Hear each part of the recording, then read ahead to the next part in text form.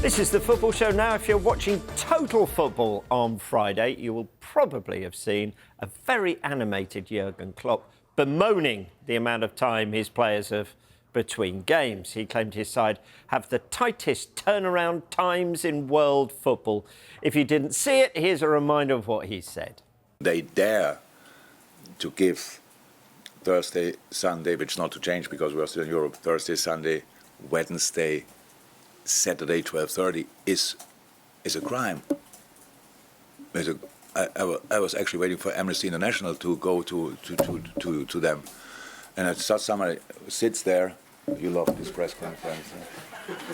So just somebody sits there and decides that I would like to be once part of that meeting when somebody says Liverpool 12:30 and the whole room is bursting into laugh.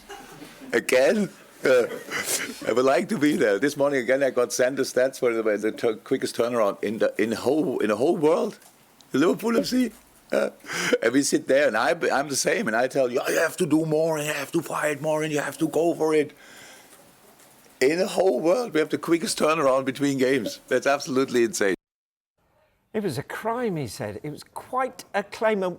Michael, you, in conjunction with our top stats analysis, Connor, have put your mind to it. Is it actually true? Well, it's not a crime, but it is true in terms of the average time between games. Looking at the start of this season, Liverpool are top there. And let's have a look there. 56 games. They've also played the most 12-30 matches after a Wednesday since Jurgen Klopp's been in charge as well. But 6,964 minutes. Of course, they've played a number of games this season. They won the Carabao Cup, didn't they? They went late in the FA Cup. They've been in the Europa League. So that's there. Interesting that Manchester City and Villa are up there as well. What's also very interesting, maybe in terms of Dortmund, now in the Champions League final, they're near the bottom there on the 46 games, as are Bayern Munich, of course, went out their domestic competition early. But yes, Jurgen Klopp is correct. I'm hugely surprised that Chelsea feature in there, above Manchester United, who played Champions League football, and above the others that Michael was talking about. That was interesting there, is those teams in the Champions League semi-finals have all played less games and had more turnaround times than the likes of Liverpool and Manchester City. So this is why Klopp, Pep Guardiola maybe are feeling so aggrieved. Does it give those European teams an advantage? Yeah, I think the argument is that the Champions League teams, they don't have a fourth competition. Obviously, Premier League teams have the Carabao Cup, and the likes of Liverpool and Chelsea have gone very far in those competitions, not just this season, but in previous seasons. But there is perhaps the argument to be made, and other managers have spoken quite a lot on this, is whether Premier Leagues could actually help their clubs in Europe a lot better.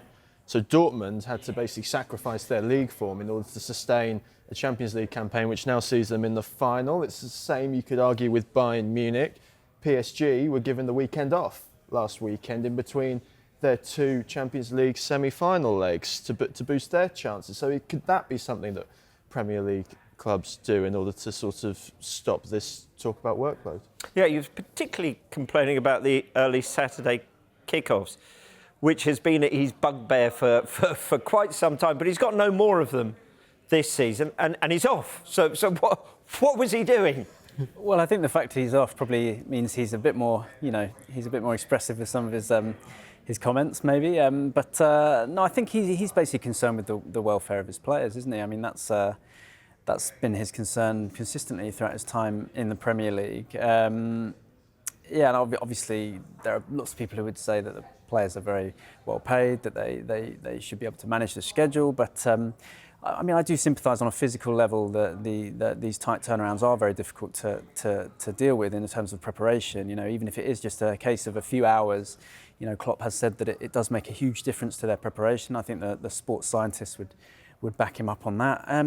So, yeah, I mean, the other factor at play, of course, is the intensity of the Premier League and the physical demands that it places on the players. And that's what makes it such a fantastic league to watch, isn't it? But if you ask any players who have come into the league, you know, that's the first thing they say in terms of the difference between the Premier League and other European leagues. It is that physical intensity, the speed of it.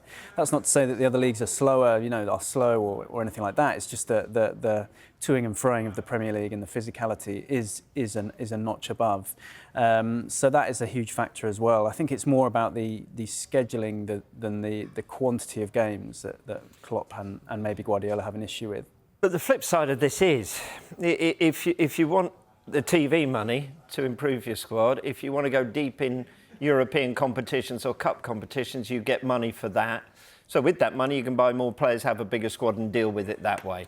Yeah. Is that not a fair argument? Yeah, I think the argument that Klopp will make is that Liverpool have needed to use more players than any other club this season. No Liverpool first-team regular, and what we mean by first-team regular is you're not a teenager. So no Liverpool first-team regular has played fewer than 1,000 minutes